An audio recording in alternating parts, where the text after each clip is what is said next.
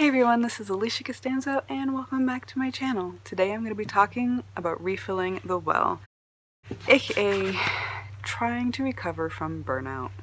So I made a nice handy dandy list because I usually pair these with blog posts and it's always easier to talk after I've written the blog post, so bear with me here. But I have, how many things do I have? I have 10 things to do to help refill your creative well. I am starting to feel burnt out. I talked about this a little bit after NaNoWriMo, writing 50,000 words in a month.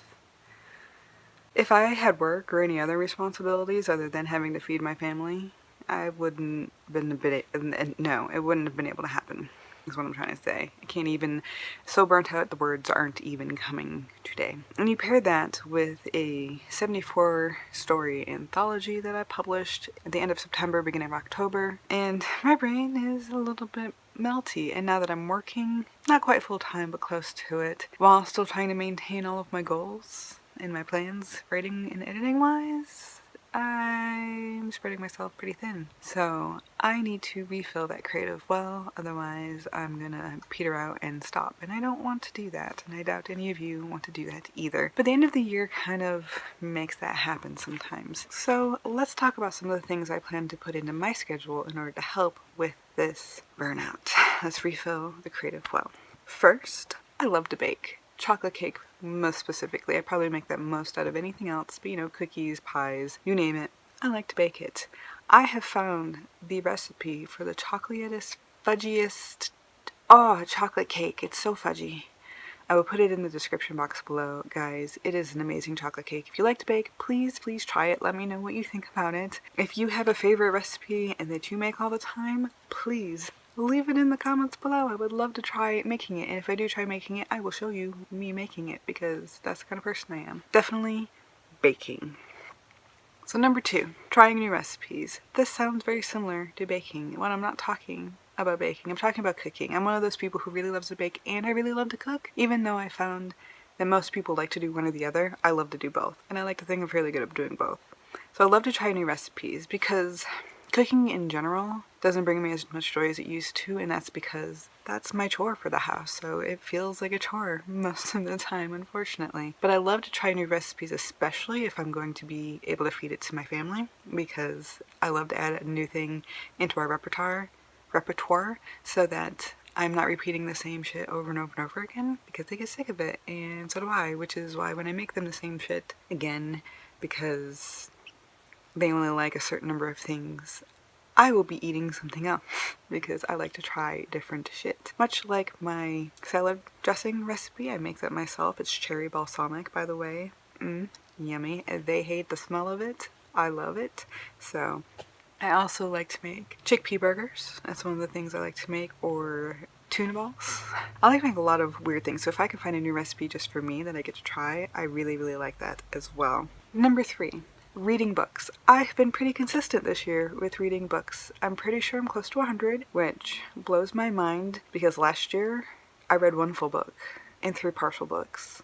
Not including all the stuff that I read for school and for my job, but for pleasure, I read 1 full book. This year, I have upped my game. I'm loving audiobooks. It really helps. I've been doing our Bookopoly rolls, and I have my new TBR game that's keeping me pumping with this, and I have found that this has helped my writing so much and has helped me clear some of that fog away and just disappear without having to work so hard, which is really nice for burnout. And I'm not the kind of person who thinks that I can't read in the same genre that I'm writing at the moment, because I find that all books influence me in some way, as they should. That's kind of their purpose. And I love reading in my genre, which is fantasy, urban fantasy, paranormal, horror, romance, erotica type. Like, you mix all those things together with some satire and sprinkle that in there, and that's pretty much what I like to write most of the time. I love to read books outside of my comfort zone because it makes me look at the world differently. I love to read nonfiction because that's just a new perspective for me to look at things at, and that helps, of course, think about new characters, especially side characters and whatnot, because most of the time I don't try to embody characters that I don't feel like I can embody very well, if that makes sense. And I find that it all offers me something new. That is what I love about books. So if you are a reader, please suggest me something to read in the comments below. I love new titles on my TBR. Number 4, I love to color. I know this sounds kind of silly, but I love art. I love to color. I was an art major in high school. I was a photo major for my first degree in college. I'm obviously a creative writing major, so like creative things are just kind of my thing.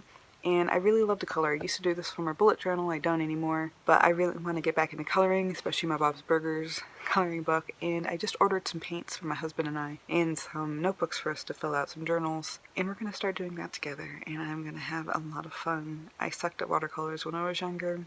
I used to do a section painting kind of thing, and I'm going to try it now. It's going to be one of the things we do together. So number 5 is Sudoku and puzzles. I love a big puzzle. I love a big 1,000-piece or more puzzle. It takes me a few days. It's actually a challenge, and it's something, again, I can do with the family. The only drawback to this is I have 4 cats, and that they like to chew on things and play with things and lose things. So the only thing keeping me from really doing this is being able to put it away. I do think I would be able to do this soon though, so I want to get a puzzle. Maybe for Christmas we'll start a puzzle. Maybe for Christmas we'll start a puzzle. And again, you guys saw me do Sudokus as my creative pause or my creative breaks.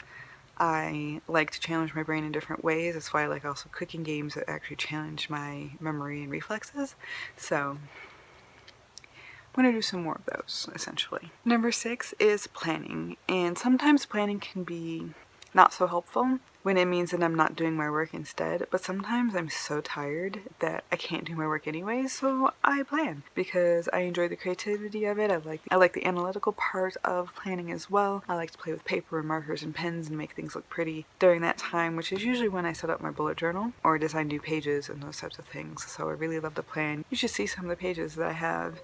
If you haven't seen me plan, you should look at my 2019 planning thing because I showed you guys like my whole process. It was ridiculous. I will link those either in the cards or below somewhere for you guys to take a peek at that craziness. I think I have 6 bullet journals currently that I am keeping track of things with. So it's a bit of an issue. Number 7 is downtime, family time. This is pretty normal. Watch a movie, watch a TV show, get to chat and play a game together. Something for us to just kind of hang out and not really do anything productive. I like those times. I don't get enough of those times because I'm usually overworking myself. Definitely want to spend more time just sitting on the couch, playing a game while my husband's playing a game, chatting about things, having some coffee, maybe have a game night. That would be nice.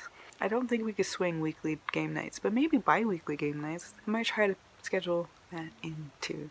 So it sounds weird to schedule downtime, but sometimes you need to. If it's scheduled, I'm more likely to do it. So yes, self-care, family care, relationships.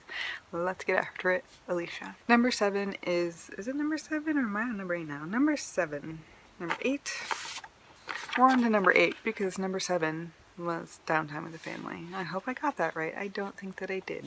YouTube binge. This is not all that uncommon. YouTube, Netflix, Hulu, Disney Plus, whatever it is that you like to watch, binge a couple episodes of something because it's a nice break and it's usually entertaining. Now, most of my Hulu-ness is like repetitive stuff. I watch Bones over and over again. I watch Bob's Burgers over and over again, Archer, South Park, etc. I tend to like to watch the same movies over and over again because it serves as background noise, but I really love to binge watch things like Korean cooking, Korean cafes, cake decorating, people packing illustration orders, people making illustrations, people making soap. Obviously I love booktube and authortube. Half the time I feel like I can just kind of listen to it and not watch, but the other ones are more watching things. Oh, and a lot of planner things, especially here lately because 2021 bullet journal setup is a big thing right now. I have mine and my reading one. Currently, I need to do my writing bullet journal update setup thing. I don't track my writing in my writing bullet journal. I keep spreads on writing related materials that I tend to reference. I still need to update it though. Yes. Number 9 is working out. I cannot tell you how beneficial working out is for creativity. Usually if I go for a walk or a run, I come up with ideas immediately during my workout that I can implement in my stories. And not only that, but after like lifting heavy weights or doing some HIIT cardio, I find that I just have more energy. I am clear-headed and I can get work done. Plus, you know, all of the other health benefits that come with working out. I don't really need to list them here because I think almost everybody knows by now that working out is actually really good for you in a lot of ways. But creativity is definitely one of those things that is amped up when you work out.